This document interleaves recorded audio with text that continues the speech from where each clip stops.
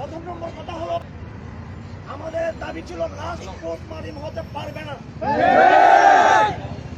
আমরা সর্বশেষ আপডেট যতটুকু পেয়েছি, প্রশাসন আমাদের দাবি মেনে নিয়েছে, কোনো লাশের পোস্টমার্টম হবে না।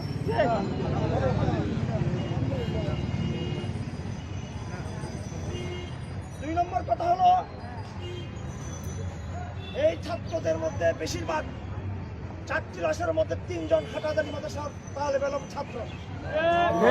স্বাভাবিক হাটাদারির অপমার ছাত্র জনতার সেন্টিমেন্ট, তারা তাদের বন্ধু এবং সাথীদের লাশ দেখতে চায়। তাদের জানাজা হাটাদারি মাদ্রাসা হতে হবে। প্রশাসনকে বলবো এবং আপনাদেরকেও বলবো, যাবতীয় নিরাপত্তা এবং শৃঙ্খলার দায়িত্ব আমরা নিব ইনশাআল্লাহ। হাটাদারিতে জানাজা হবে, এটা আমাদের দাবি। আপনি একমত কিনা?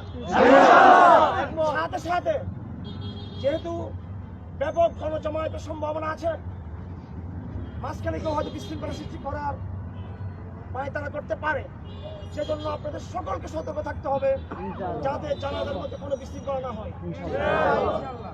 আফটার জানাজার পর আঞ্চলিক সাম্রাজ্যবাদী শক্তি ভারতের উদ্দেশ্যে আমরা সুস্পষ্ট জেহাদের বার্তা দেব ইনশাআল্লাহ।